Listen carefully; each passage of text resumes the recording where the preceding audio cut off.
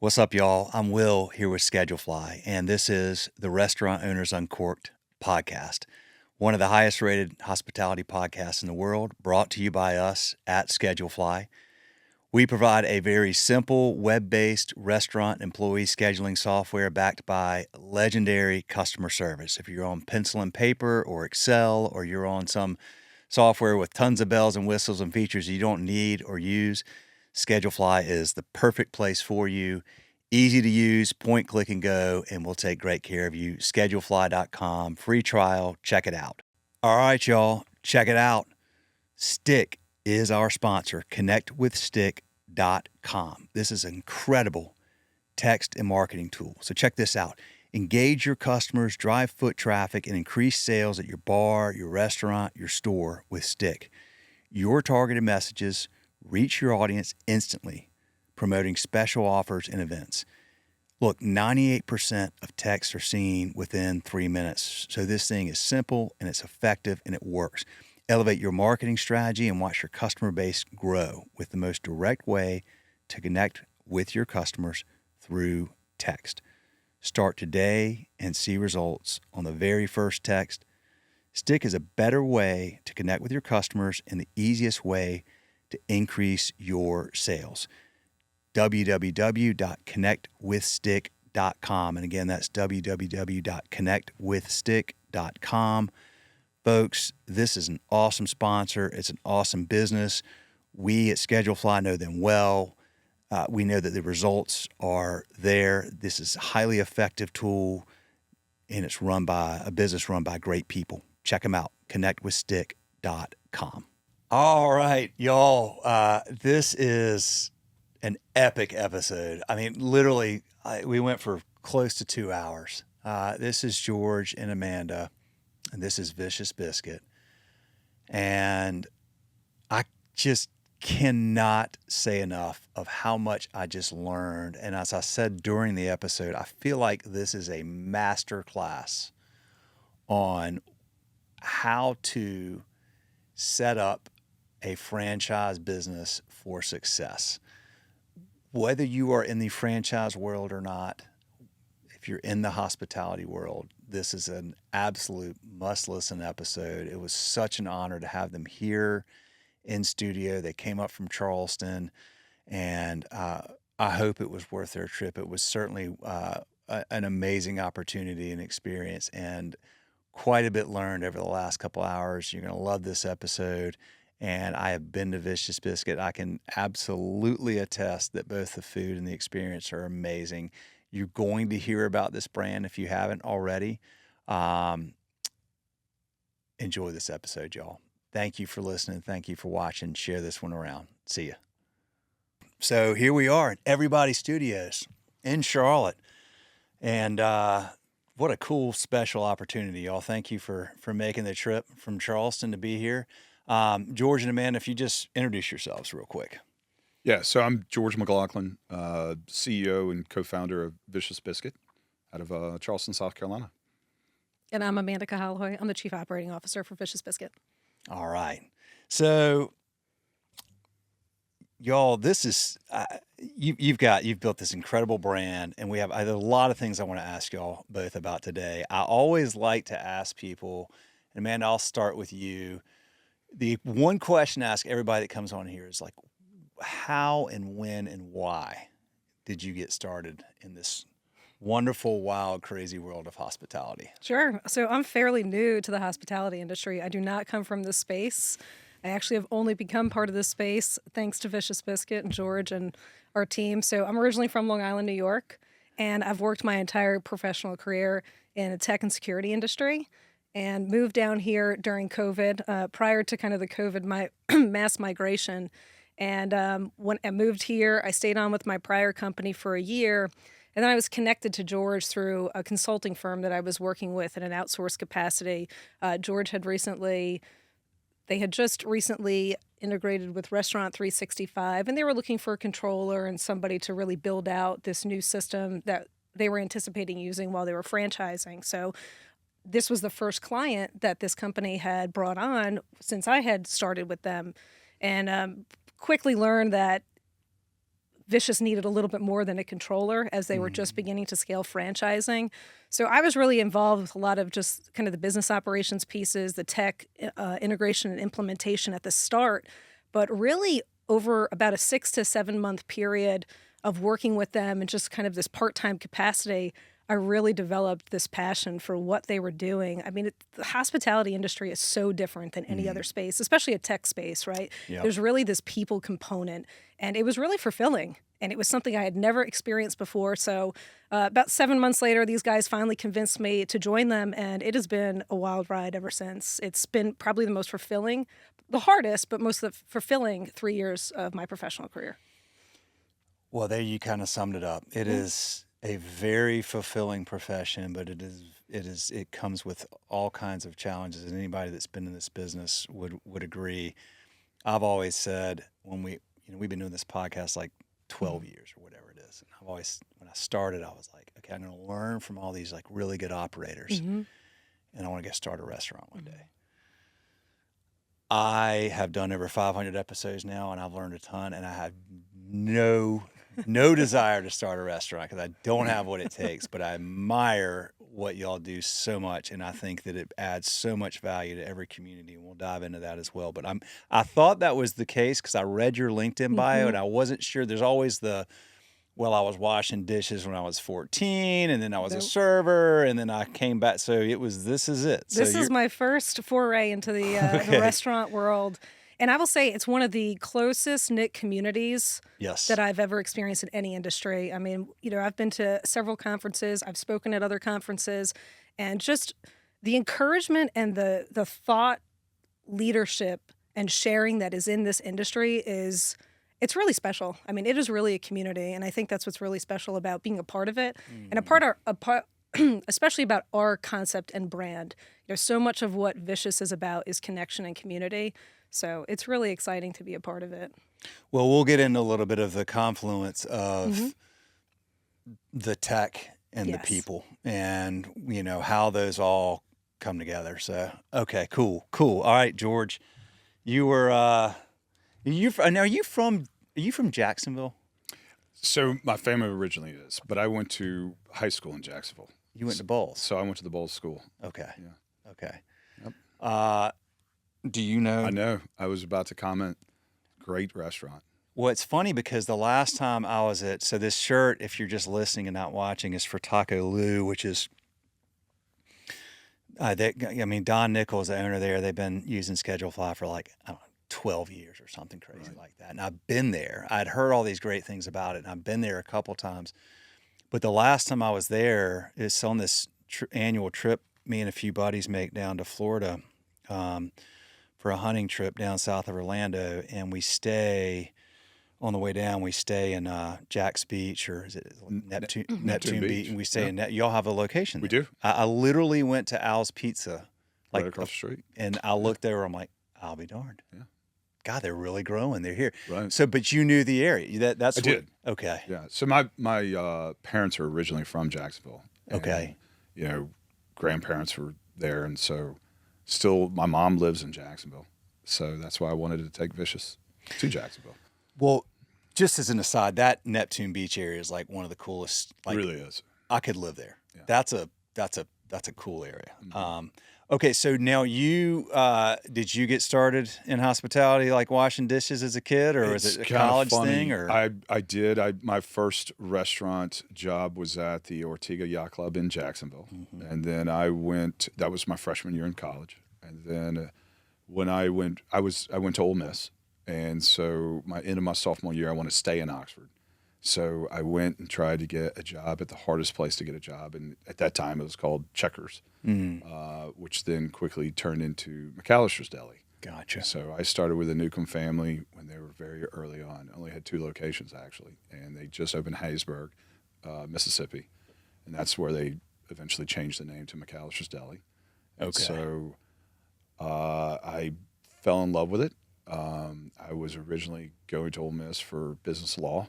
And to come back actually it was my father who was the one that convinced me to go to Ole Miss, and thought I would go back into the family business, which was in Laurel, Mississippi, where I was born. fell in love with the restaurant business and worked there full time, both my junior and senior year while going to school full time. And then when I graduated in '95, Dr. Newcomb asked me to move to Ridgeland, Mississippi, which is Jackson, where we opened our 4th location. And that's where we started the franchise division for McAllister's. Okay. So I was very early on working Yeah. with Chris and Neil, the two Yeah. sons. And it was an unbelievable ride. I'll never forget telling my mom when she asked me, all right, you going to graduate school? What's next? I said, I'm actually moving to Jackson, Mississippi to take a restaurant job. And she was like, wait a second. Nobody makes money in the restaurant business. I was like, oh, well, you have soon forgotten about some of the people that I knew that were in the restaurant business. So it was quite a unique experience, to say the least. Why did we send you to college? You're getting to know running restaurants. Yeah, I know. Okay, so McAllister's, I didn't realize that's where that all started. How many locations do they have now? They have over 500 now. Over 500. So Okay. it started in Oxford. What about it? Like, what was it that caught you? You know, it was really when I decided to stay on and work my junior year, and we had our first football game, and people were waiting 2 hours for a sandwich, and I was like, really? What are these guys waiting for 2 hours for a sandwich? And I was back in the kitchen looking through the pass-through window, and just the passion for it, and really seeing the reaction of the customers. You know, the immediate gratification of what we were doing and serving. So I worked with Neil Newcomb, who was a younger son. We created the catering of McAllister's with us to really target the football. And man, I always say this about the restaurant business, man. Once it's in your blood, you can't get it out. And so it's awesome. So I think that's a good way to put it. It's kind of a shared thing. Like, you'll be doing this the rest of your life, probably, Amanda, in some capacity. You really can't. I mean, once you get it, there's something really special about it. And, you know, you mentioned community, and I always feel like whether it's Charleston, which is certainly known as a culinary hotspot, or Boone or Akron, or, I mean, Right. any town or city where you go, well, this place is great because, and you go, well, tell me 5 reasons that place is great. They're always going to talk about the hospitality scene. right. You know, the hotels, the restaurants, so much revolves around good hospitality, whether that's Taco Lou, this independent standalone place, or a concept where you figure out how to create great hospitality with great people and replicate that. And that is not an easy thing to do. McAllister's did that very well. Right. How long were you part of McAllister's? What was So when I was 2 years, and then I went down when I graduated, and then I was with them for a year and a half in Jackson, training franchisees, and then I became the first employee to franchise out.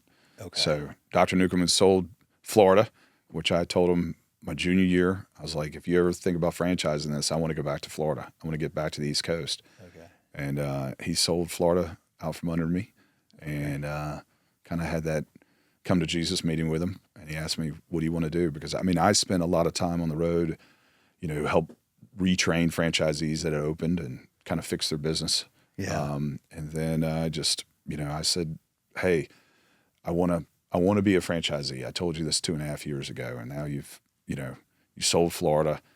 And he asked me, he says, where do you want to go? And I said, Columbia, South Carolina. And he's like, do you know anything about it? I said, no, but it's the last SEC school that you haven't sold, and a state that you haven't sold. And I want to get back to the East Coast and far away from the franchisor as I could. Yeah. And so bought it sight unseen, and then traveled over, and I was like, oh God, what did I do? So, it wasn't the SEC school that I was used to, that everything was built around the campus. I mean, you could say it is, but it was, in a city. So, it was a wild ride. So that was the last SEC school, and you had this experience with all the catering for the games, and so you just... Yeah, I mean, when we built out McAllister's, I mean, we had Tuscaloosa, we had Auburn, we had just sold, Knoxville, we sold Gainesville and Tallahassee, that was my original plan, was to say, okay, look, we're successful. We started in a college town, So you think, well, that's where your best success is going to be. And it turned out that was not the case with McAllister's. I mean, it was when franchising really started getting hot. Mm-hmm. And, I picked South Carolina because I knew it was a state that I could control if I grew it correctly. Yeah. So I went as far away as I possibly could. Okay. And turned out to be a great success. How many locations did you wind up with? So in 10 years, I built out 17 locations. Okay. And then I also got involved in another franchise concept at the time. Okay. Because I knew I was running out of territory. So I built out pretty quickly. Yeah. I had a great team that I put together. 10 years, 17 locations? Mm-hmm. Dang. Okay. Yeah. It was a lot of fun. I was young. I was 24 when we opened our first location. Okay. So You were okay. I was so running all that hard. travel and hustle was like, Yeah. Okay. Got it. So, you could work 80, 90 hour weeks and not feel a thing. Yeah. Couldn't do that today. No. But it was just a passion for it. And to me, it was about building the people, building the team. Yeah. And so I had a great team that really helped me and was crazy enough to follow my crazy dreams of, building them out as best I could. So. Okay. And then when did you open your first Vicious Biscuit in 18? 2018, yeah. December 22nd, 3 days before Christmas. What prompted So this? early on, I was introduced to a guy who wanted to get into the biscuit category. Okay. Was introduced to him through a private wealth manager. And the guy said, hey, was telling a friend of mine, Josh, if you want to do this, you need to meet George. He has a lot of restaurant experience. And I was out of it. I mean, I sold all my McAllister's and my Italian restaurants back in 2008. And so I had started some other stuff. And then in 2017, we met. He had a great, kind of had an idea, a business plan. So I did a deep dive into it, saw that the brunch category was kind of missing some really good operations, or, just that category had gotten so built up with higher end restaurants. And so I, went and traveled around, looked at some of the restaurants that were in the space, like Maple Street, and then, saw Biscuit Love in Nashville, Denver Biscuit Company. And then, I just saw that, there was a niche that could be found. So I came back to him. I said, okay, I like your idea. I don't like the name.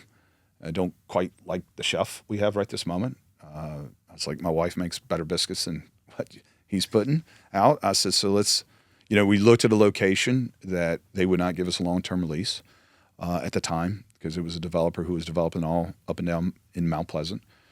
And so we tabled it for about 2 months. And one morning I was reading a food critic article. It was an article she wrote, and she was raving about a guy who just started a catering company with his wife, or was at a catering event, and it was called Vicious Biscuit.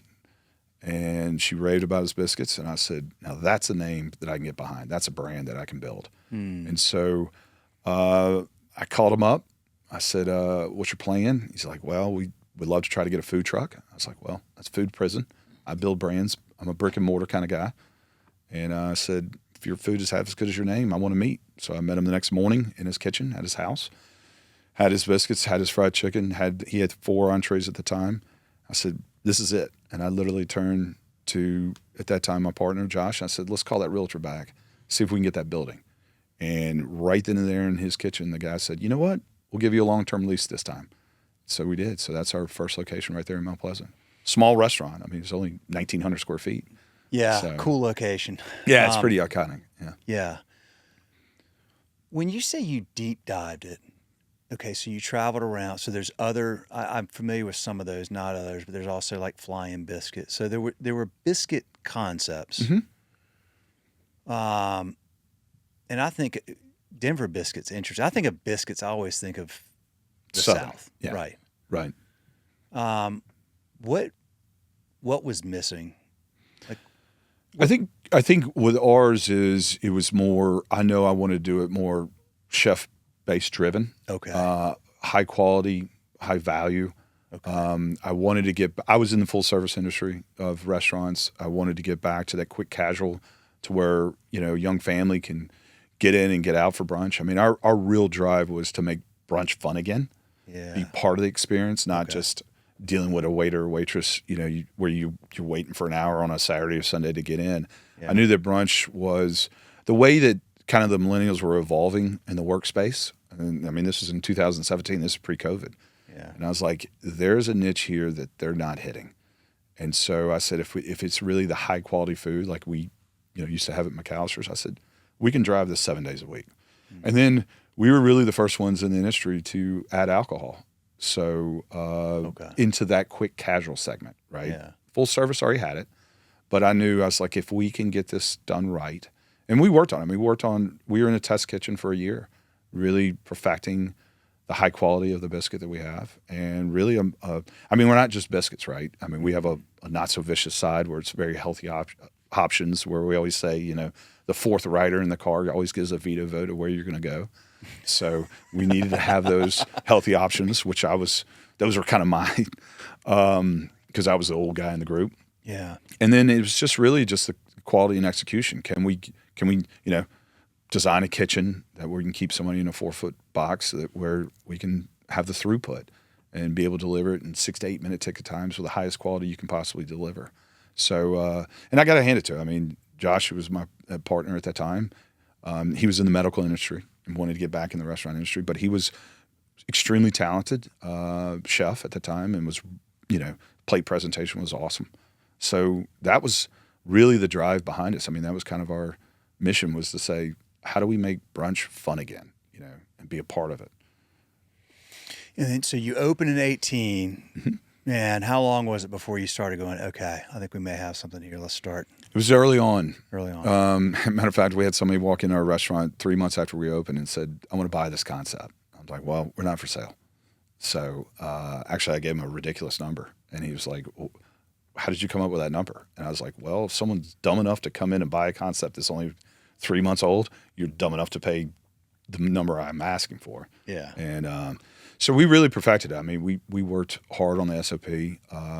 I went in it with a mindset of, I want to grow it. If I'm going to get back in the industry, I was out of it for 15 years. And I said, if we're going to do it, really want to do this right. Let's build the vehicle that we can, run hard with and develop it all over the, at that time we say Southeast, but I was like, let's do it all over the United States. I mean, our food travels. We knew it.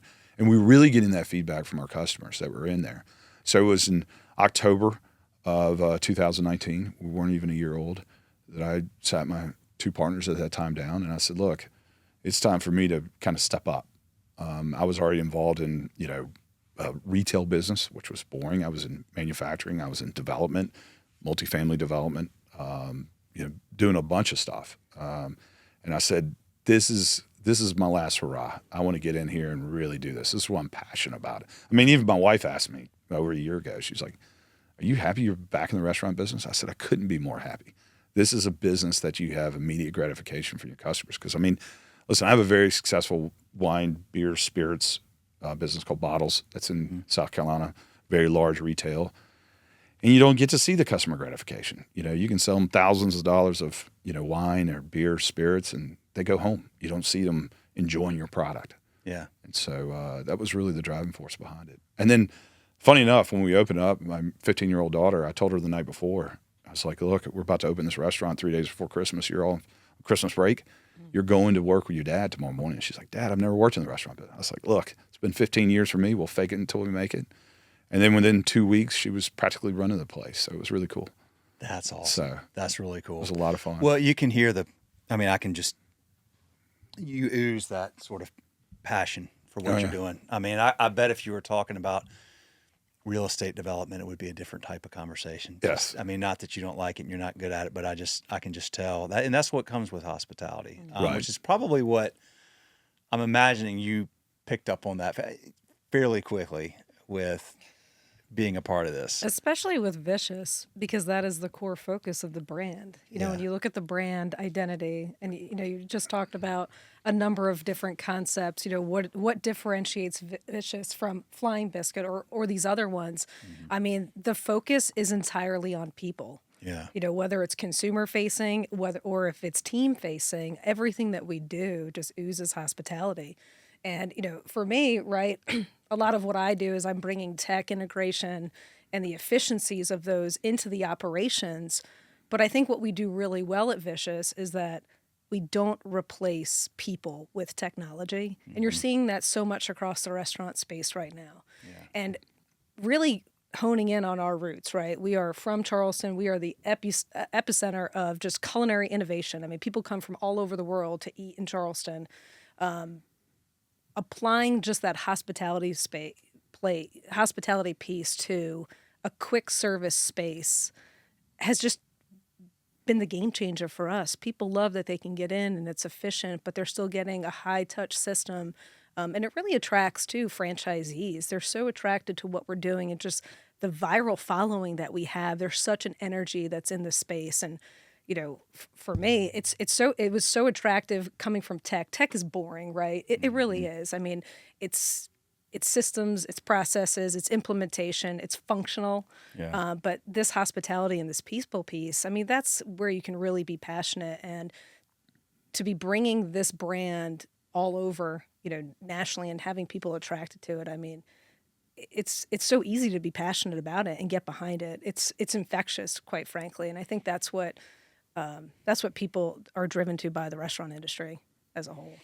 Well, you know, it's been an interesting last few years with how much tech has been entered into this space, how hard it was for several years there to get people to work. I mean, to even not just to get them to come to work, but to hire people. I mean, after, you know, through COVID, it was like everybody kind of left the industry and went and did other things. I mean, I can't tell you, there's probably like a year and a half where every single episode, I almost stopped doing the podcast for a while because all we would talk about is nobody will come to work. Can't get anybody to come to work. You know, nobody wants to, and it just got to be like, well, God, is anybody ever going to come? You know, and then so there's all this tech that was here to kind of replace people. And of course, you know, hospitality's never going to go away. It's, you know, it's been around forever and it always will be because as long as we're around, what do we like? We like this. We like conversation. We like validation. We like somebody to actually, you know, care that we're there. And that's hard to, it's easy for the two of you to do it. It's easy for somebody that's a franchisee that's putting their life savings into this or making a big bet, but it's hard to get people on your team to buy in and care. And I mean, you take, like, I think of a brand like Chick-fil-A and I think, I don't know how they do it, but I know that somehow they are able to build this team of a lot of people, and a lot of them are young people. But you go there, and there's a very big difference in that experience versus, you know, drive across the street and go to McDonald's or whatever else. I had my son work there, his first job. My youngest son will work there next summer, his first job, because I know that they're going to learn something that will carry on. And I'm getting to this point, which is I feel like what you learn in hospitality, if it's done right, if it's baked into the culture, if it's baked into the process and it's managed and executed well, the skill sets you learn in hospitality, like what your daughter started learning that day, 3 days before Christmas, I feel like you can take that anywhere because today, to me, the bar is so low for just basic customer service. Like the customers feel like they care, like that you care, not just in hospitality, in any industry now. If you just do stuff that, like, we may have grown up with, like, sort of basic stuff. I mean, I'm 50 now. Like, I'm like, well, this is what you do, but that's not what everybody does now. Right. And the experience is so poor in so many industries. That's why I feel like hospitality is so important, because I think that you learn this skill set of not just how to treat people right, how to care that somebody's there. They're there spending their hard-earned money. Yes, the food has to be right, the ambience has to be right, but the interaction that the people that work there have with them is like, that's what they remember, right? Because it's how you made them feel. And that's harder to find these days, but if you can do that well, and this is going to be y'all's big challenge, of course, which you already know, Right. is, okay, yes, we got X number of corporate-owned stores, we got this. Well, now we got to bring in franchisees in Akron. Right. Can they execute on this? So early on, when I became a franchisee back in '97, my first location, it was very simple what I learned from the do's and don'ts of franchising when we started McAllister's. And, Dr. Newcomb is any franchise, or when they first, any concept that starts off in franchising, it's like, let's just sell franchises. Well, I learned quickly that's not the proper approach, right? And it kind of lagged a little bit in the development of McAllister's because I was going around fixing who he sold to that really didn't have a passion for the brand. So when I jumped ship and became a franchisee, it was very quick. Our mission statement was very simple. Employees first, customers second. Take care of your employees, they'll take care of your customers. I can't talk to every customer. If I'm out there building 17 locations, I do my best to remember, which manager is working that day or where, when I go and visit our locations, I literally had a cheat sheet because I was terrible at remembering names, but I remember faces.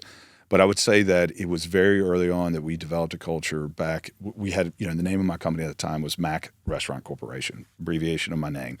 And we quickly developed, actually our employees developed this Mac for life. And literally we had T-shirts, made up that would sit, on their sleeve.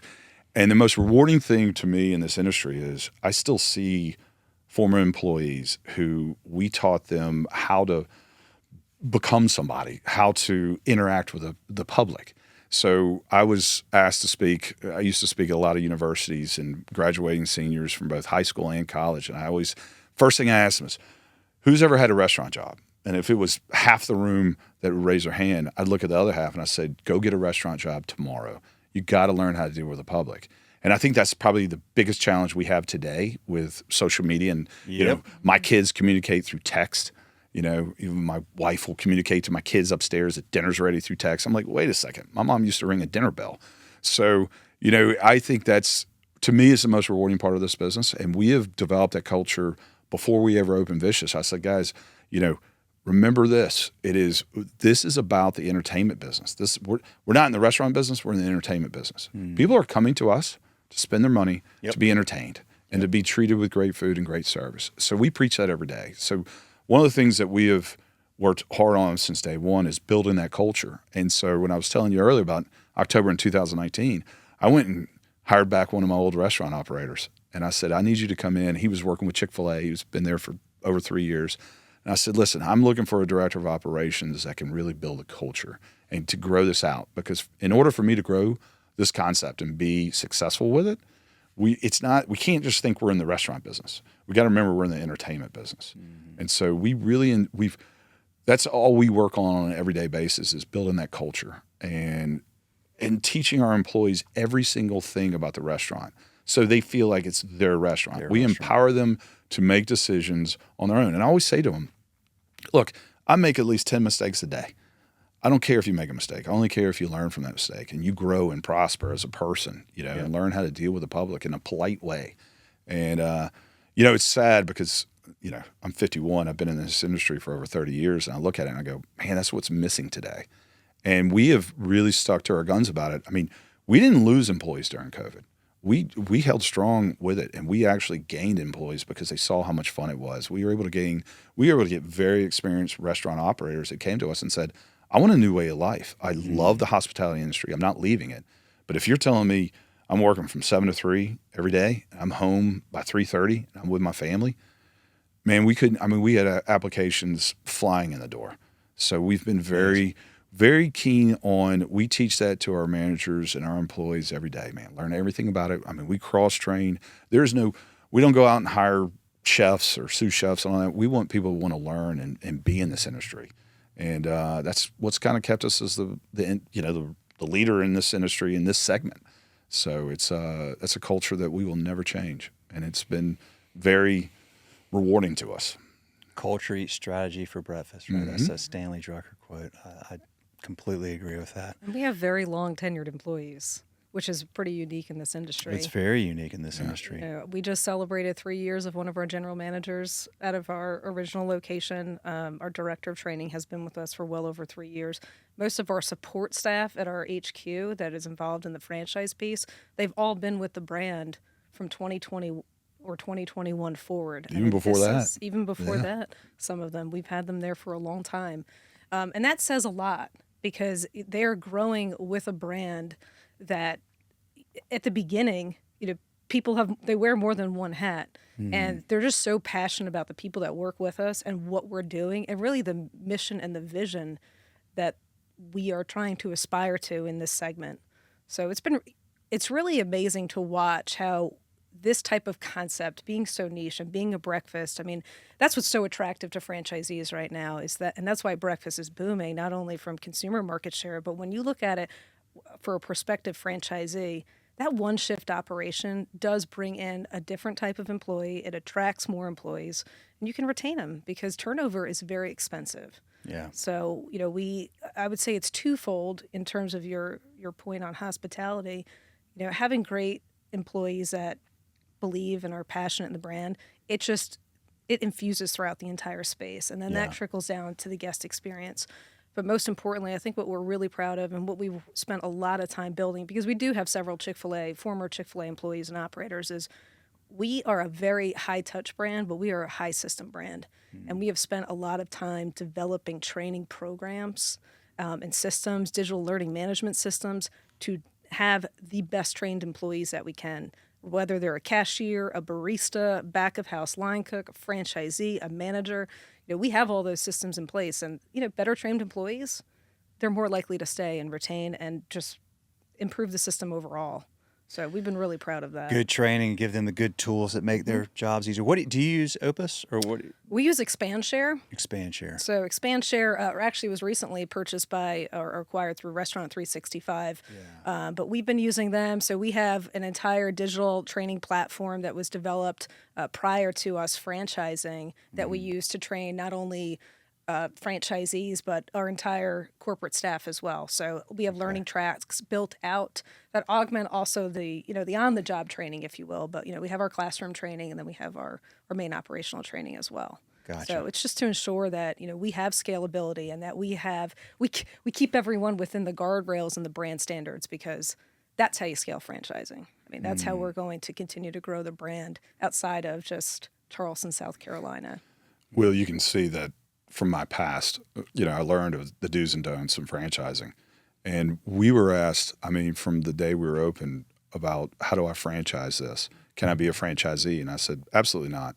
We got to do a proof of concept. So that's where we went to Somerville next, a completely different market than Charleston is. And it was our proof of concept to see will this brand fly? Will it go into different markets? And so we opened that in July of 2020, right in the middle of COVID, when we were only 50% dining room. And those customers walked in. We had the other half of the tables and chairs stacked up in the corner. They just started lining them out. And I was like, well, I guess in South Carolina we can kind of get away with that. But it was the systems that people. Our first franchisee we signed had asked me for over 3 years to become a franchisee. And I said, we're not ready. I said, let me get the SOPs in place. Let me learn from what we did back in our McAllister's days. I was like, let's develop that culture and the system in place. So, I was fortunate that, I met Amanda and I said, look, before we ever consider franchising, I want the systems in place. I don't want to be a typical franchisor that just says, all right, we'll learn on the fly. I really wanted us to have the systems in place. And, I got to give Amanda the majority of the credit and her team that she has put together. So we're ready for franchising. And that's why we didn't franchise right out of the gate. We waited. And we didn't launch franchising until last year for that very reason. I was going to ask you, so you have how many? We have 7 corporate locations, and then we just opened our first franchise in Akron about 3 months ago. Okay. And he was one of those guys that just, they pinged us for 2 years saying, I want to be a franchisee. I'm like, I want at least 6 to 7 corporate locations open before we ever consider franchising. Because we treated each one of the locations I went around, I specifically chose completely different markets, first and foremost, to figure out who we are, right? Figure out who our customer is. And we treated each location like it was a franchise, even though it was a corporate-owned location. And we built those systems out to make sure that we had, the training department down right. We had the scheduling and how to work through the construction side of it. How do we value engineer it to make sure when a franchisee goes to build their location, they don't go through the heartaches of what we're trying to do and try to figure out how to build these, especially during COVID, which was arguably the most difficult time to ever build a restaurant. I've built over 40 restaurants. Those last 5 were probably the most challenging. But we have those systems down in place to where our franchisees don't lose time. And so arguably the biggest reward I get when we do a discovery day with franchisees coming in, and we very selective who we ask to come to discovery day. They're very experienced operators. And like I said, the biggest compliment we get is when you get somebody who's out of, part of a 750 unit franchise concept, and they come to us and they go, "You mean to tell me you only have 7 locations?" I'm like, "Yeah." And he's like, "You're far more advanced than any franchise we've looked at." And we had a group just in their last discovery day. They're like, "We looked at 100 different concepts. They're nowhere near where you guys have in your technology and your support to do it." He's like, "I cannot believe you only have now 8 locations open." And I was like, I lived through that nightmare, 30 years ago. I'm not doing it again. I was like, I enjoy my life. I don't need to be buried into let's learn it on the fly. I kept saying to Amanda as she was coming to me and saying, "You do realize what this is going to cost to put these systems in place and do this AAU study and figure out who we are, put this marketing program in, put this system and tech in there." And I said, "I don't care." I said, "It's worth the return on investment for me because I don't want my team to go through the headaches of trying to learn on the fly." So it was, we spent 2.5 years of really digging in and looking at it. I knew we were going to franchise, but I wanted to have at least 7 locations to when the franchisee opened up. We knew the do's and don'ts to do. We knew how to really perfect the opening and the training.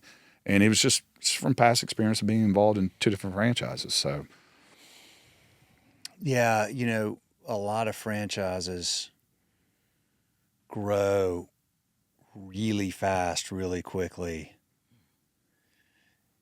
I'm sure that's nice for the franchisor to get all these franchise fees and all that kind of stuff, but that eventually, you see that and then you see them halt. it kills them. I went through it. Yeah. And I don't, listen, I'm the owner of the concept. I don't have a board to listen to. I don't have investors to listen to, which is great because it gives us the flexibility to choose. And we choose, for franchisees, when they come in, I was like, I don't need a franchisee. I need a partner who's passionate about the brand.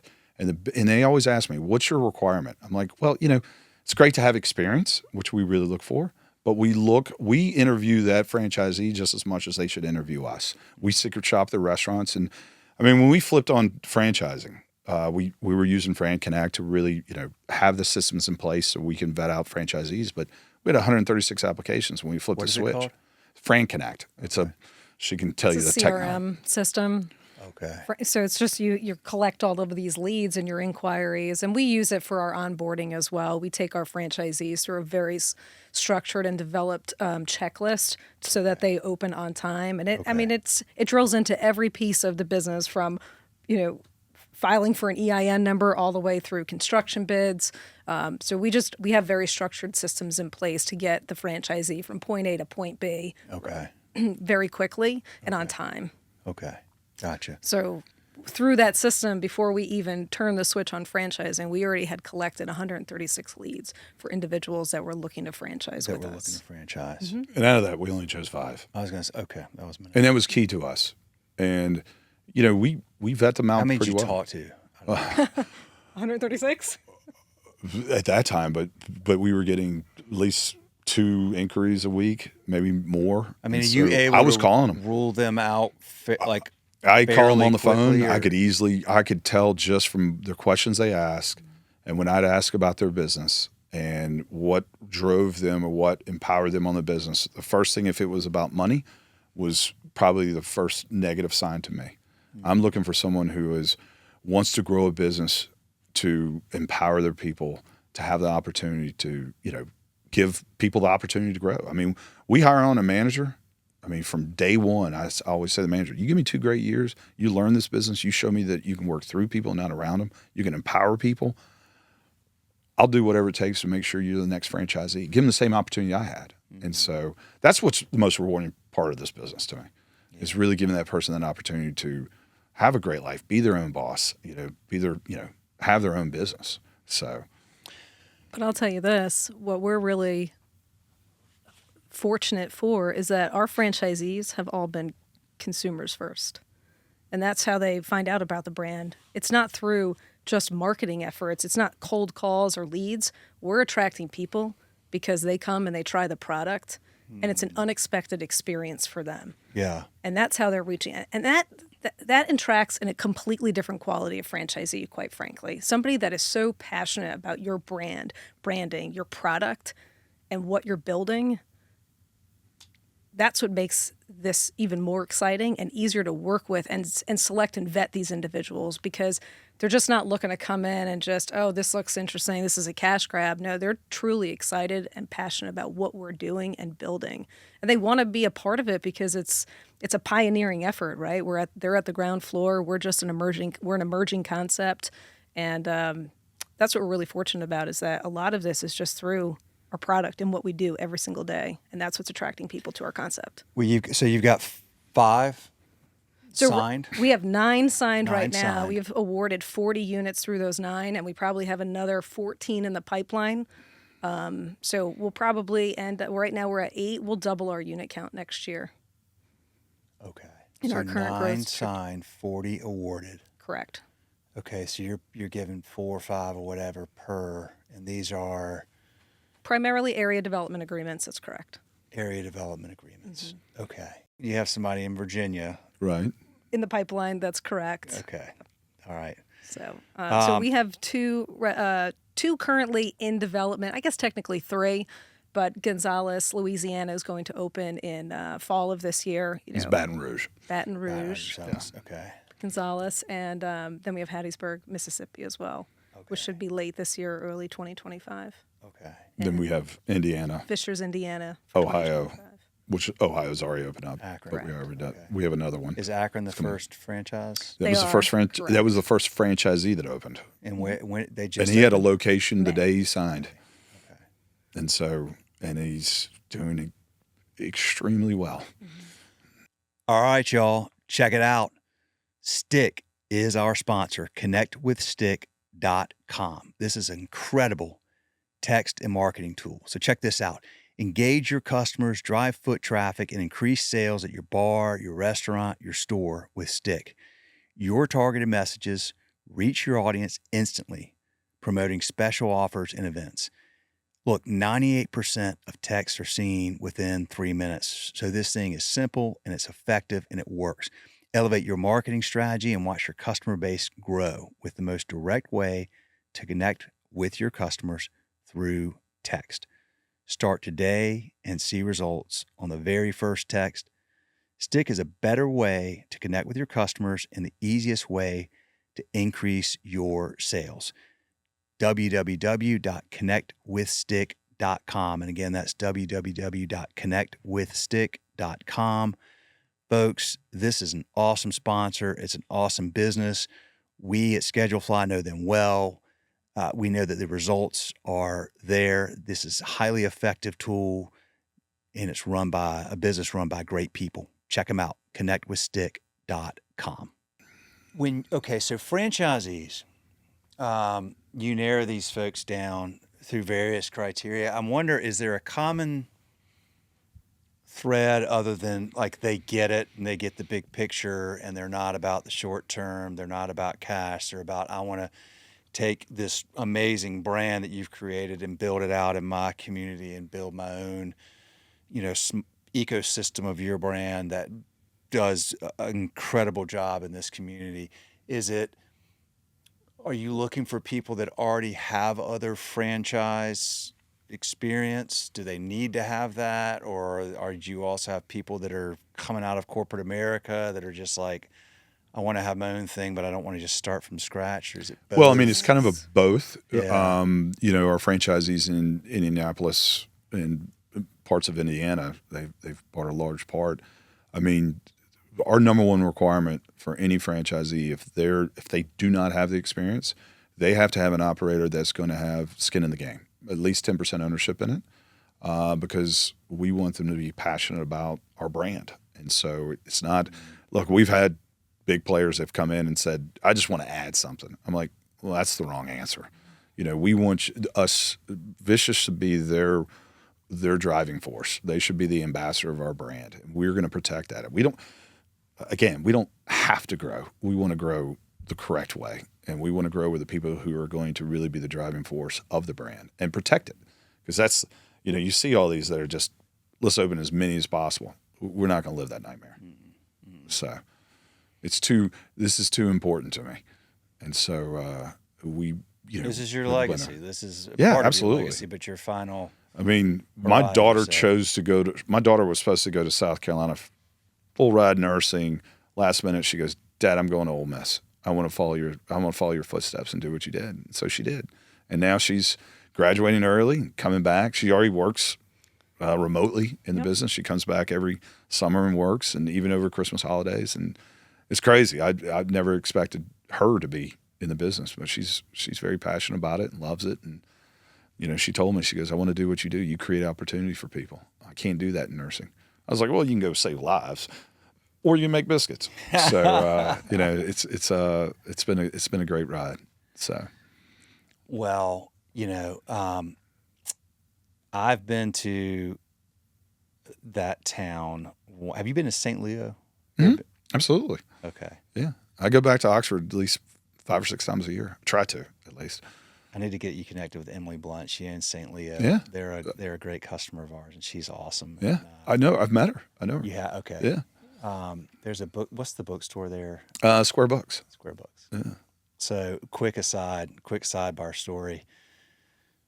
Right, I think it was like a year after COVID. Maybe it was 2021. I decided that it would be a really cool idea to rent an RV. We live in Waxhaw, just south of town, just south of Charlotte. And I was like, let's go out to Boulder, Colorado. I've got a good friend out there that he and his wife own restaurants out there. And he was going to be in Michigan for the summer. And he's like, look, my house is yours. Like, we'll be gone for a month. Just come whenever you want. So I taught my family into going out to Boulder, Colorado in an RV. And let's just say that by the time we made it there, we're sitting at lunch one day, and my wife, my kids are all kind of quiet, and they're all looking at me. I'm like, all right, I'll buy it. What's going on here?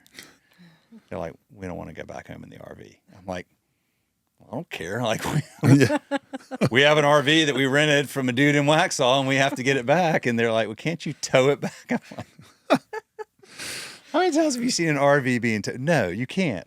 Well, after a long back and forth, I went, okay, fine. Fair enough. I took them to the airport. They flew back, and I drove this RV home by myself. And I'm like, I'm going to go see some customers and just take my time. I had like a week. That's I awesome. went to Santa Fe, but I went through Oxford, and I'd never been. I'd heard it just seemed like a cool town. Yeah. And is it ever? I mean, It's amazing. I hung out with Emily. I went to that bookstore. I was like, this is the coolest bookstore I think I've ever seen. Right. And spent just a day there. It was like 6 hours. So I've been wanting to go back like ever since. All right. Now, Hattiesburg, where you have a franchisee, Right. is this? It's south of there. South so of it's there. about 5 hours from Oxford. People But don't is realize this it's like long. college friend thing? Or No, is this just they somebody were that, no. they were somebody that first found us on social media. Okay. And then they came out and tried it. They were blown away by it. And then I always joke with Cliff, who's our franchisee down there. His two brothers. They're in the restaurant industry down there, part of another franchise. And I always tell this story now, and I joke with Cliff. I'm like, you do realize that I'm going to make fun of you at all these discovery days. But he literally asked me, we were having a phone call about it. And he says, George, do you think this brand will travel from South Carolina to Mississippi? And I go, Cliff, you do realize that I took McAllister's from Mississippi and went as far away as the franchisor as I could. And within 6 months after we opened, we were the number one franchisees for 4 or 5 years until Texas opened up. And he's like, yeah, I guess you're right. I was like, you found us on social media and you're in Hattiesburg, Mississippi. Yeah. This brand travels. I mean, we've had franchise requests all over the United States and even from a couple different countries. And so in our conversation, we were talking – and like 30 minutes into our conversation, he goes, oh, man, I forgot to tell you this story. He says, my son, he was turning 9 or 10 years old, and his birthday was during spring break. And so we couldn't have a birthday party until all his friends came back from, traveling from spring break. And he said, so that Sunday morning, his wife came downstairs. He had 7 or 8 kids at his house. And he said, his wife was like, all right, I'm going to make you beignets. Well, beignets is a New Orleans, Café de Orleans, a famous thing. And one of the kids looked up and says, oh, I love beignets. And Cliff he goes, really? You down in New Orleans? He goes, no. He says, my family, we were in Boone for spring break, and we found this restaurant called Vicious Biscuit. And we ate there on our second day, and then we ate there every single day after that. So we have what we call a Vicious Beignets, which was my take on, taking the beignet and then adding a cream cheese filler to it, with cinnamon and cream cheese filler to it. And I was like, Cliff, do you realize what you just said to me? And he goes, what's that? I said, you have a 9-year-old in your kitchen who just told you about Vicious Biscuit from Boone and how passionate it was and how many times he ate at the restaurant after visit, being in Boone. He goes, yeah, it was kind of a stupid question 30 minutes ago. I said, I don't have to remind you. But I said, I am going to bring that up a lot. Yeah, you should. So you should. Yeah. Where are y'all in Boone? Right off the campus. I mean, literally where the basketball arena is, less than a block from it. We're right on Blowing Rock Road. Yeah. Yeah. Can't miss us. No, I love Boone, and we spend a lot of time around Boone and Blowing Rock. I love it up there. That's a good place to be. So you went out and handpicked because gosh, Boone, Somerville, Charlotte, Wilmington, Charlotte, and then Jacksonville Beach. So we had Jacksonville Beach. Yeah, so you really did go out and find. This crosses all types of different, customer bases. Absolutely.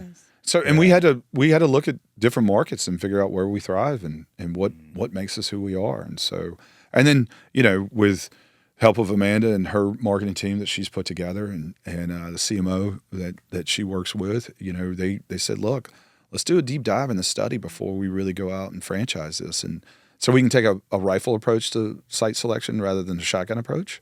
But that's like true of any new franchise, any new concept. You don't know what you don't know, and you got to get out there and make that investment in it. I still have some great CEOs that I keep in touch with, some being in the industry for so long. And I said, and I'd ask them, I'm like, what should I do? And I'll never forget calling Patrick Walls, who was our franchise attorney that I trained in McAllister's back in 96, or really 95 when we first started launching franchising. And he was involved with a franchise out in Las Vegas. And he was our franchise attorney, in-house counsel for McAllister's for, 15 plus years. And I called him up and I said, look, I know we hadn't talked in a while, but I'm involved in this concept. And he's like, no, I've been following you on Facebook. I see what you're doing. I said, it's really cool. And I said, look, I'm getting every day people asking about franchising. And I'm like, what should I do? Should I franchise this? Because I really want to build out corporate locations, And he said, absolutely. It only builds the brand stronger. And I said, okay. He goes, you remember this, George. You did this with McAllister's. You started the FAC committee, the Franchise Advisory Council, when you were a franchisee. He says, franchisees build and make a brand stronger. And he says, we learn from you guys. And so that's one of the things that when I asked him, I said, okay, well, we'll build a brand. Who should I talk to about putting the, back in the day, it used to be called the UFOC. Now it's called the FDD.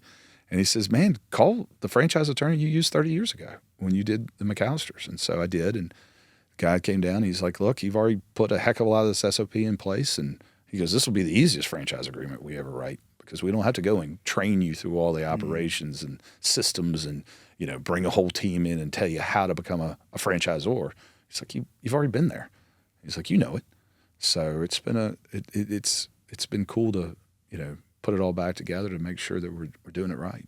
So yeah, well, I love the investment you made and taking it slowly and being patient and figuring this out. When you go to you put all these corporate locations in. What have you learned in terms of okay, this is how do you a franchisee calls from Hattiesburg or right. Akron?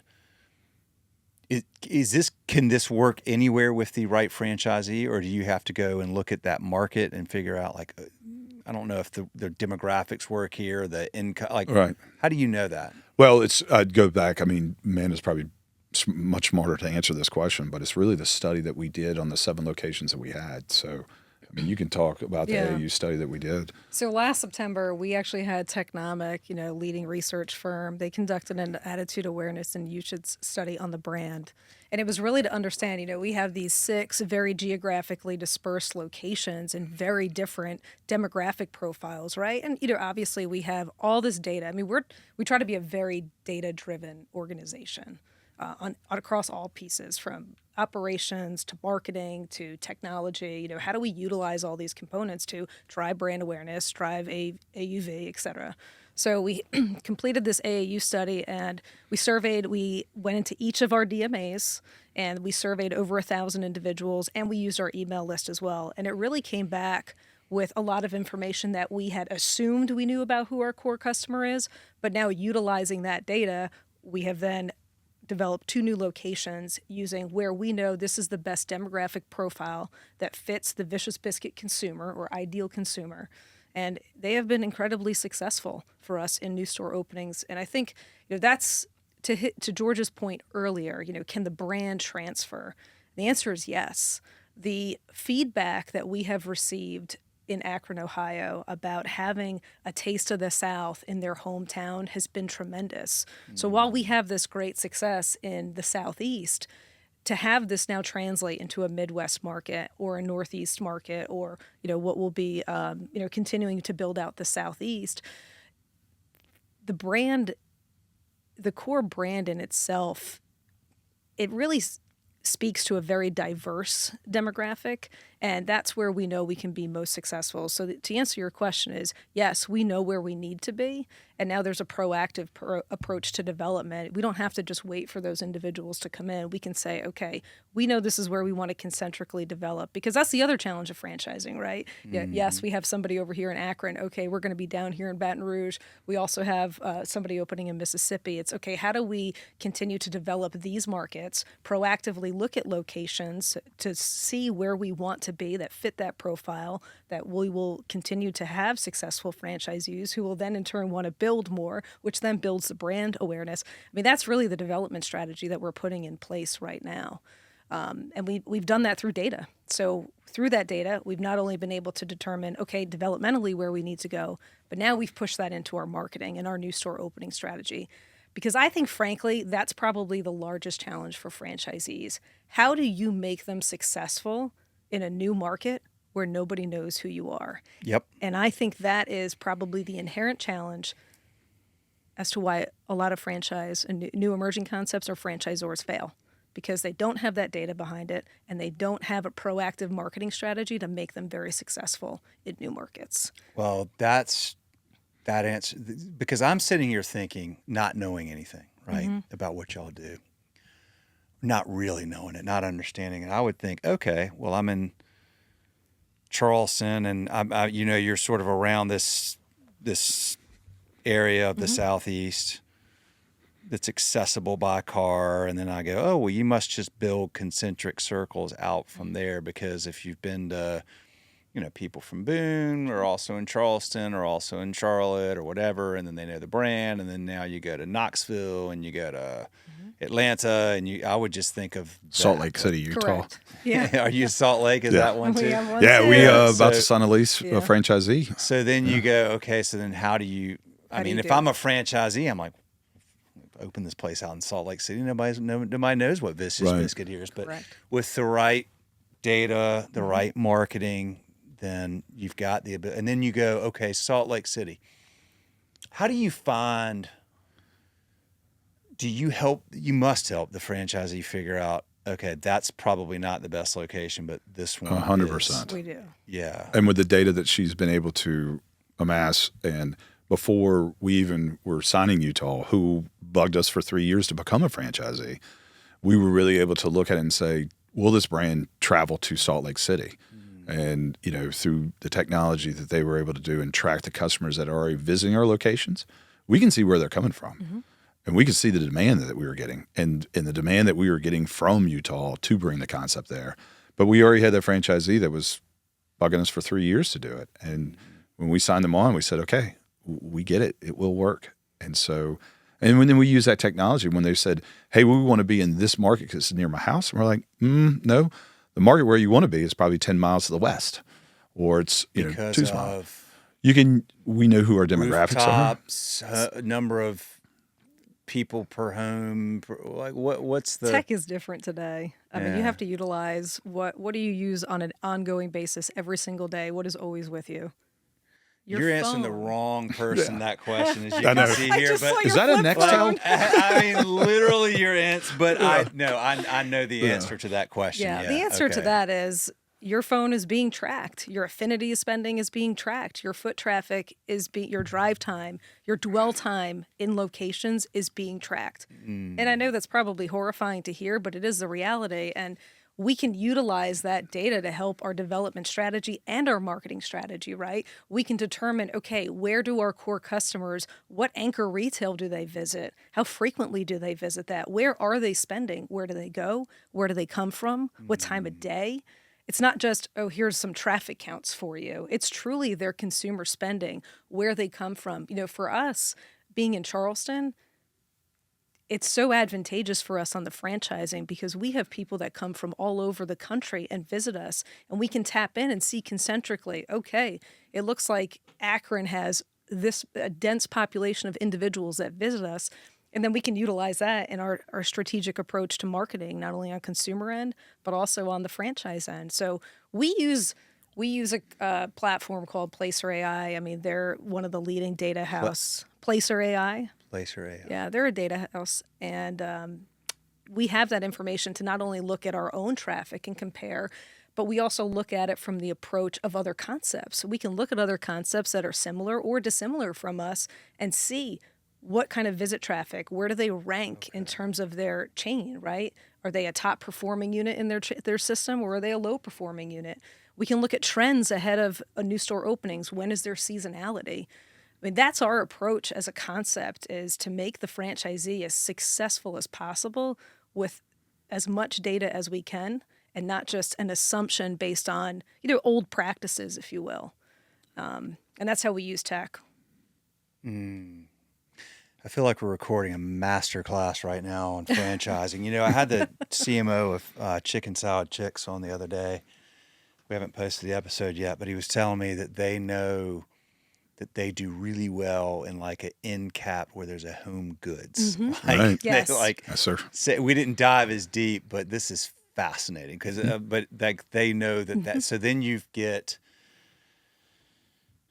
well, how do you so realistic? Okay, so you go Salt Lake. Right. How do you find the right folks out there that know that real estate well? We educate the real estate broker first. Yep. You educate And the we broker. really do. I mean, we So just you had a call. find a broker out there and you go. The franchisee typically has a broker because Typically has a the broker. franchisees in Salt Lake are in the restaurant industry, right? Yeah. So they're a franchisee of another concept. And they said, look, we've used this broker. He's great. I flew out there. I sat down with the broker and I said, here's what we're looking for. Okay. And I said, now, if you really want the full in-depth technology, lesson on who we are, call Amanda and her team, and they'll educate you, and they will make your job a lot easier. And that's why I was saying earlier, we take that rifle approach, not a shotgun approach.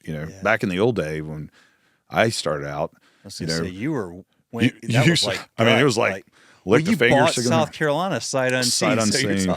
talk about Yeah. gut and instinct. Oh, yeah. Okay, but you two are a good combination then, because you're marrying that sort of gut feel with like Correct. Just, let's freak it. We got to go with the. Yeah. You're smart enough to know you got to find somebody Look, that knows how to get all the my data life right. and all the companies that I've owned and developed and built, and I tell this to every one of my general managers: hire people smarter Hire and better people than smarter you than you. Yeah. to fill your shoes. Yeah. And if you're worried about your job, that means you're not doing your job. Yep. Right. I got And so that's been my MO since I was 23 Yeah. when I first started, and it's truly been the success that I've had. And so I amassed a great team.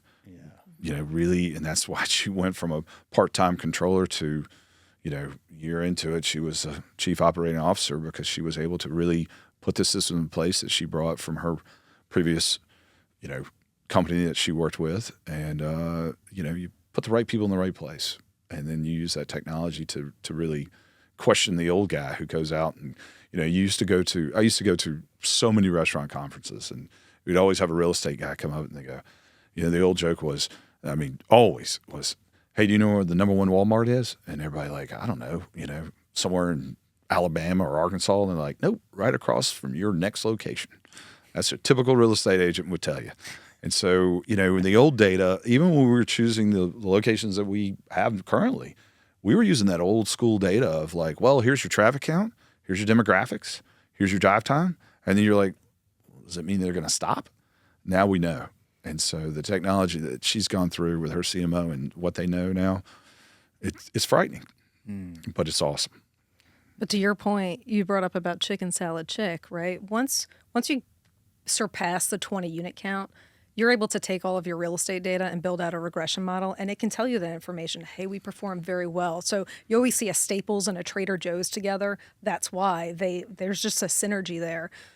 What's unique about using this type of platform, right? Because there's always an investment in any software or tech that you bring in or you integrate into your system, is that we're doing this at 8 units. We're not waiting to build out or understand our customer data and just essentially hope that we select a good location for our franchisees. We've amassed this early on, and that's what I said. We are as much a tech company sometimes as we are a restaurant company, because that's how we know we'll be very successful, is giving the most information to our franchisees that you wouldn't ordinarily see a unit or a concept that with this few units. No. And same thing with all of our tech. We use best in class around in everything that we do. And it's all integrated, which is something that you don't see. And that's what's particularly attractive too, especially, we do attract a lot of multi-unit operators of other concepts, is that some of those larger concepts, they're fraught with their own challenges in terms of they have so much old tech out there, and it's such an expensive investment for them to just recycle or implement new technology, that they are working with so many systems that it makes it very challenging for the franchisee and the end users and the management teams.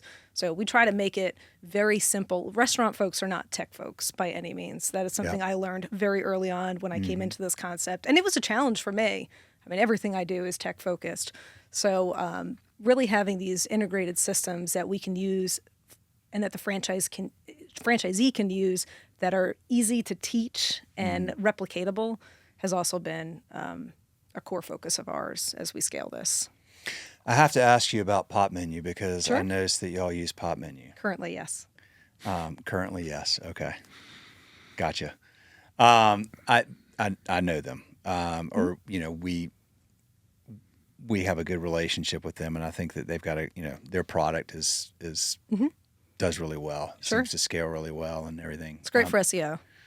It's phenomenal for SEO. Yeah, that's been tremendous there. Yeah, absolutely. But ask me the question you want to ask. I just wanted to bring up Pop Menu. Yeah. So I like them a lot. I mean, I do. You're putting in. I know you've got to put in systems that are highly scalable. That you're building. You're putting a lot of things in that people put in after the fact. You are doing it, and you're taking your time, and you're building this patiently so that you can scale this up with the highest likelihood of success. Correct. And you don't want to have to come back in and unwind something later or piece together something later, that you need to be able to do this now. So I think you have a very smart strategy, and I think you're probably going to have a very low franchisee failure rate, which is another part of that conversation is, how do we mitigate the challenges and minimize the possibility that somebody could get this wrong in another one of your franchisees? I mean, you're trying to. There's a lot of franchisees that everything seems to add up, and maybe because of the lack of data or the lack of the demographics or the lack of understanding the consumer, Or the lack of support. or the lack of support, It's that support. franchisee, Right. it doesn't work, and you don't want that. Right. We've stayed very top heavy on infrastructure. Yeah. That's what we've been scaling for so long. I mean, that is the largest investment we have is in people. Yeah. So, we have someone departmentally overseeing not only corporate but franchise locations. I mean, we provide a lot of support to a franchisee because, frankly, that is the only way we're going to scale, and that's the only way we can mitigate them not being successful. It goes back to new store opening. Those were all strategies developed on the front end to ensure that we know if they open big, they will stay big. So how do we, number one, get the volume there? How do we make sure that we train the operations? How do we make sure that the back office systems are completely turnkey, that all of those systems are in place so from the moment they open the door, they're not trying to figure out tech. They're not trying to figure out how to get their P&Ls set up. We're creating all of these structured systems and training solutions so that we do provide them with the utmost opportunity to be successful. And I think that's where a lot, we speak to a lot of different franchisors, frankly. And, I've spoken to a few that are in emerging concepts. Some franchisors provide zero support to their franchisee. They don't have targets. They don't have systems. They don't have checklists. They don't have anything. And I don't know how you scale any brand without those. Yeah, that's interesting that they wouldn't have that. Mm-hmm. That's more of just a roll of the dice then, whether that franchisor Sure. or franchisees are successful, and there's probably a lot higher failure rate in those situations. I mean, it's a high failure rate no matter what. Yeah. I mean, do you have, because you have so much buttoned up and so tight, Mm-hmm. I mean, and then that narrows down who's going to, people that want to do their own thing are not going to, Correct. like that.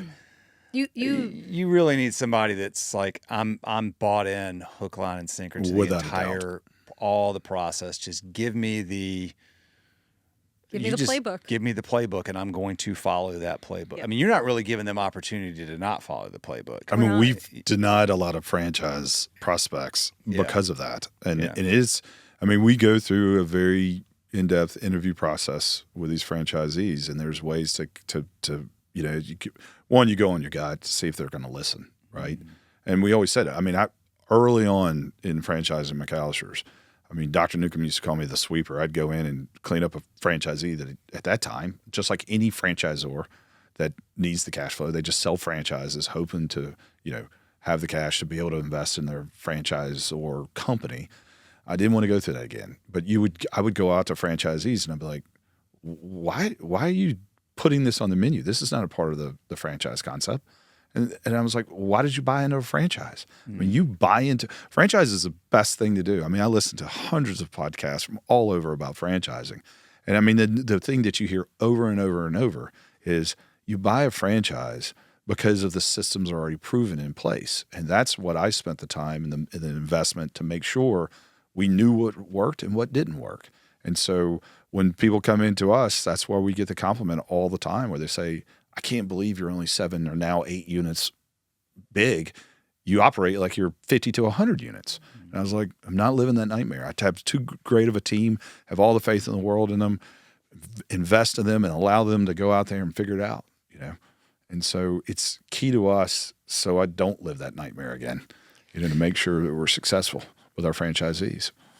I think the best advice you can give to any emerging concept is that you have to have your buttoned up guardrails early on. Mm-hmm. It is so much harder to pull back later than it is to have and to do that initial front work, right? To have brand guidelines established, to have your brand story, your positioning statement, your mission, your vision. You need all of those components so that you don't have individuals going astray. And you need to retain some element of control in the things that matter and that are key differentiators and key components of the brand.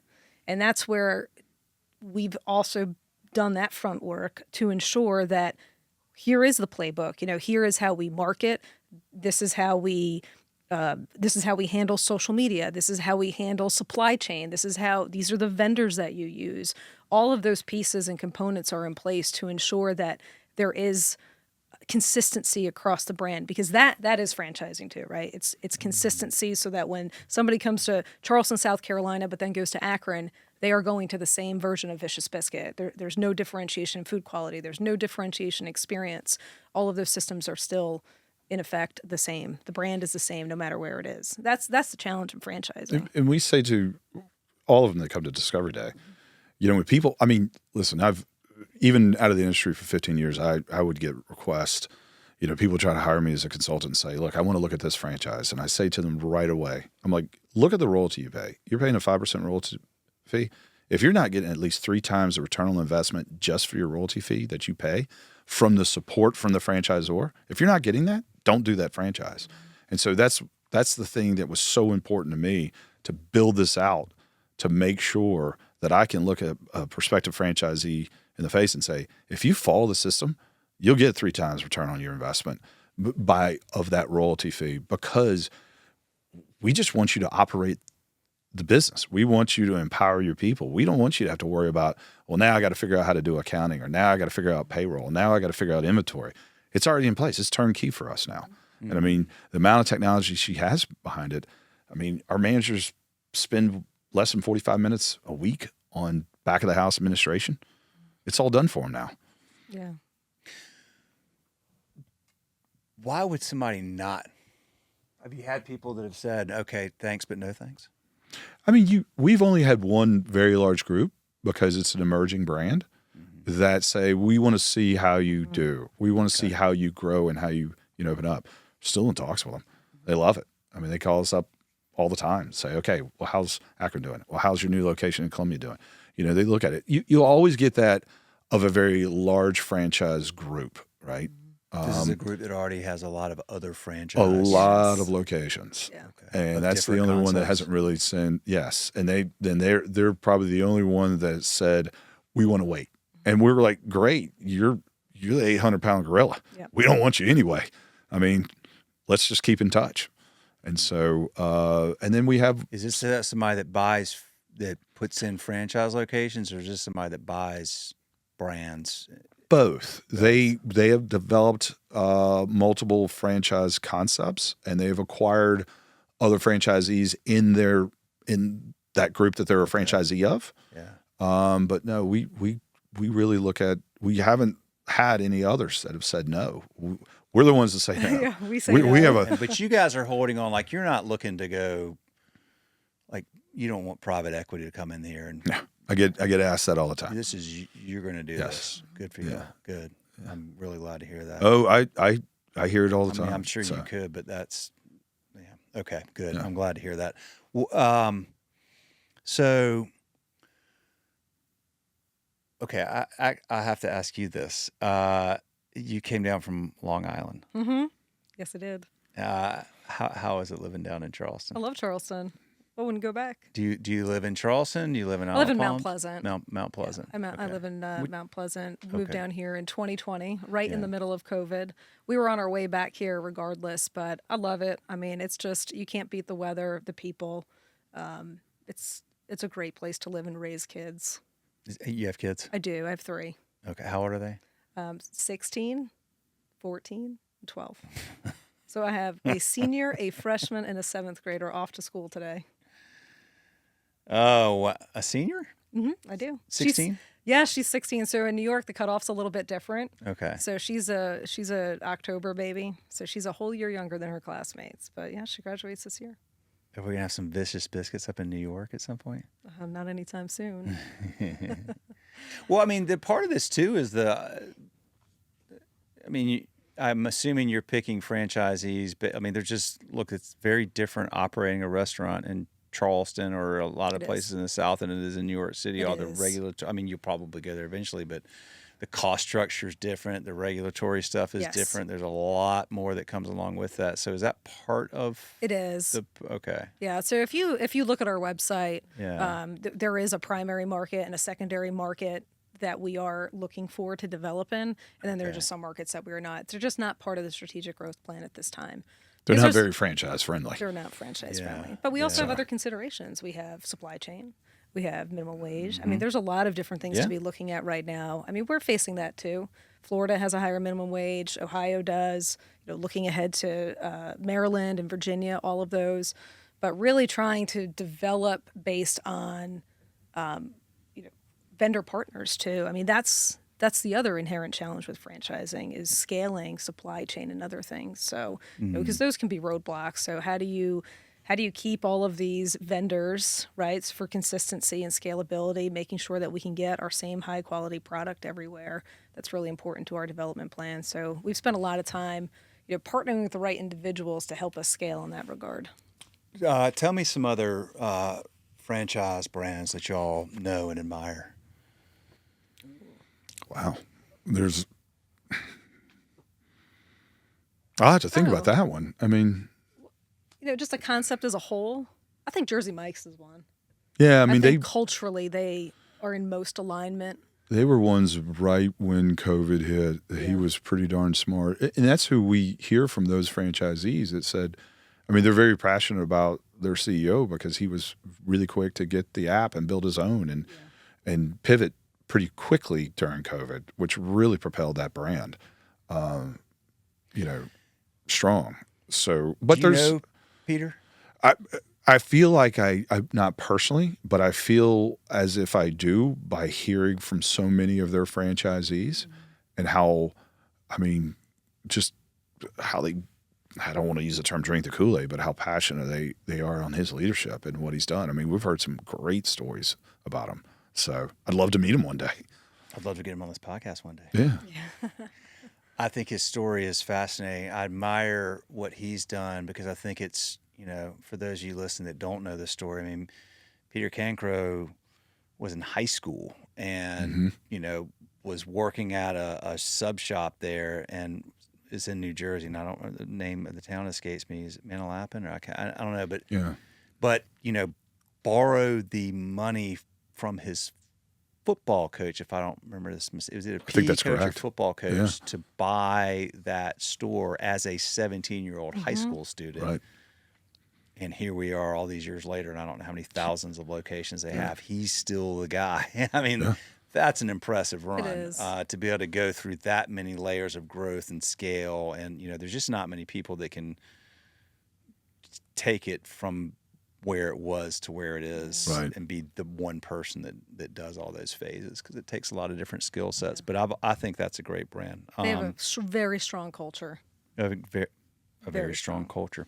Right. Yeah. I think that's what's really impressive, that no matter who we have spoken to from that concept, they all speak the same. Right. Yeah. And that speaks a lot to just the brand identity as a whole. And, it does indeed. Just similar like-minded folks that are attracted to franchising. Yep. So I think that's impressive. Okay, so do you know Sierra Grill down in Ponte Vedra? Have you ever heard of Sierra Grill? No, I haven't. I hate to say that. I mean, because I used to know Ponte Vedra very well, but that was 30 years ago.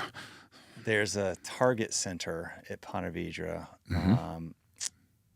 and there's a place there called Sierra Grill. When I graduated Davidson in 1996, I was dating a girl who was from Ponte Vedra. I had a job lined up at Nations Bank starting in September. Wow. I lived with their family that summer. They lived in Marsh Landing near TPC. Oh, I know Marsh Landing. Yeah. And her dad was like a financial backer of Sierra Grill right out there at that Target Center. And that was my entry into hospitality. Wow. I was the salsa maker every day, Monday through Friday from 10 to 2. I was just curious if you knew. It's still there. Right. In fact, so I made salsa from 10 to 2, and then I sold Cutco knives in Marsh Landing to my girlfriend's mom's friends like every afternoon, and that's what I did that summer. But that was my first entry into this world. And the girl I dated at the time, her cousin, it's all came back around when I got this shirt when I was at Taco Lou. Her cousin manages Taco Lou. No kidding. This day, Wow, yeah, and somehow we got reconnected there. But Bowles is so I went to college with some kids from Bowles back in the day. We were about the same age. I graduated college in '96. So that's right.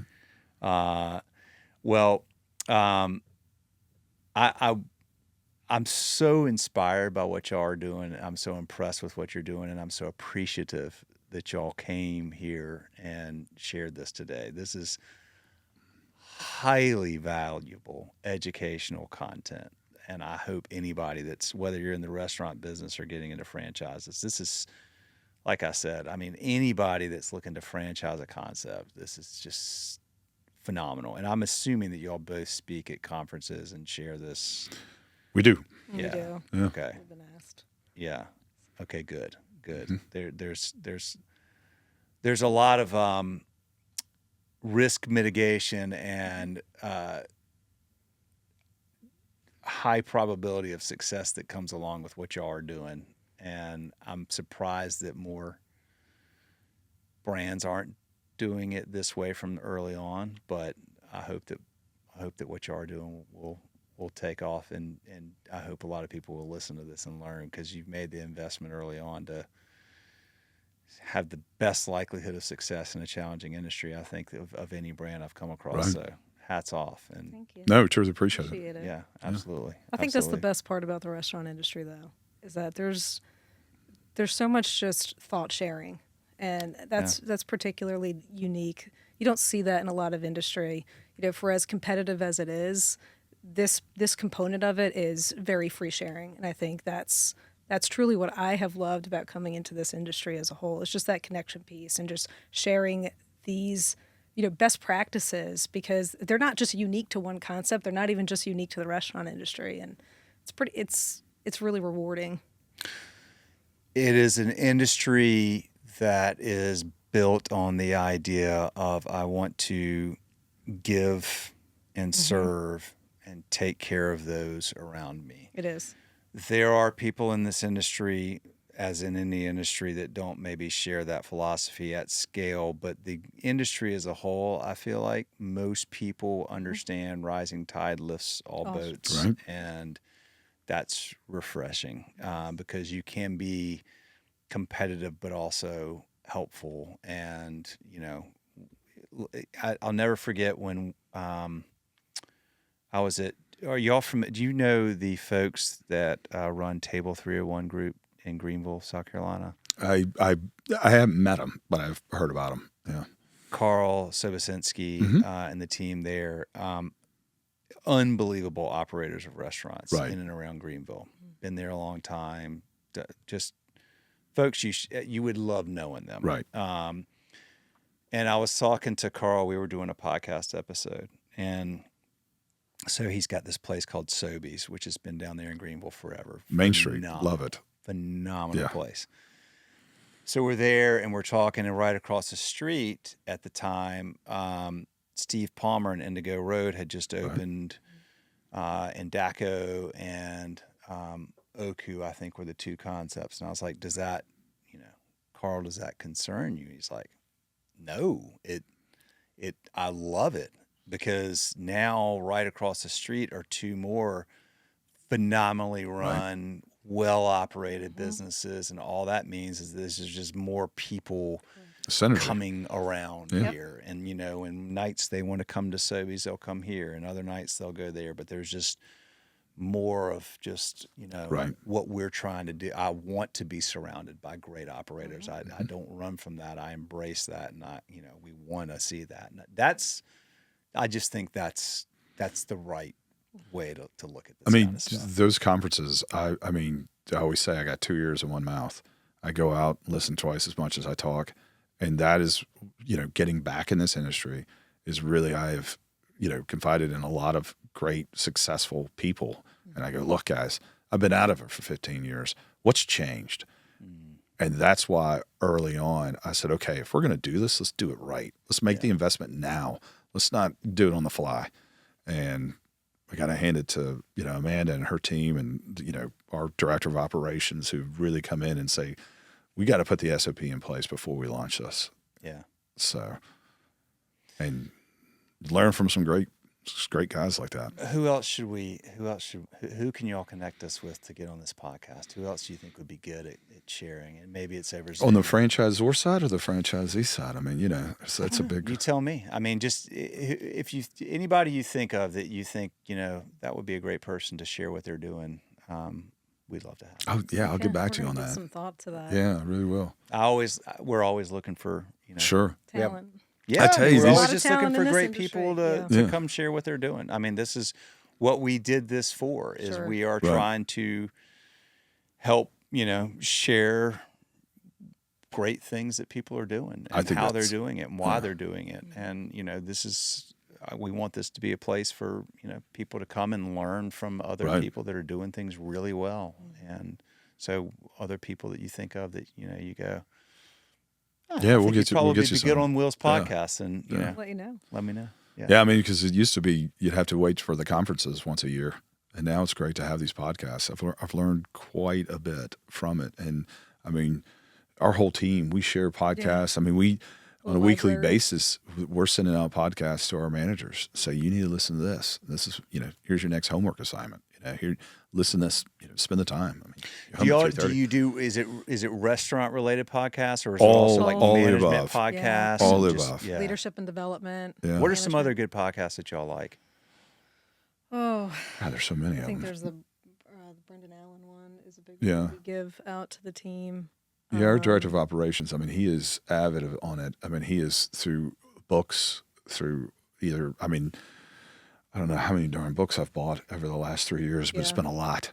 Unreasonable So- Hospitality is a great one. Right. If, Will if you Guidara. haven't read it, Yeah. I highly recommend that one. He's 11 Madison Park, is that?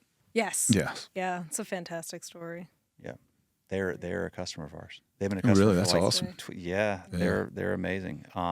He's a great. Well, he was a Danny Meyer. Correct. That's right. Right. That's correct. Yeah. That's right. Yeah. And setting the table is like the sort of the. Have y'all read Setting the Table?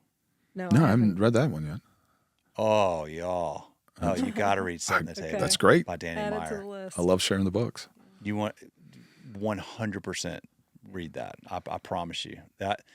Will got a lot of inspiration and learned a lot from Danny, but Danny Yeah. wrote Setting the Table. I mean, that's like sort of the gold standard for, and I tell people, I don't care if you're in hospitality or not, Yeah.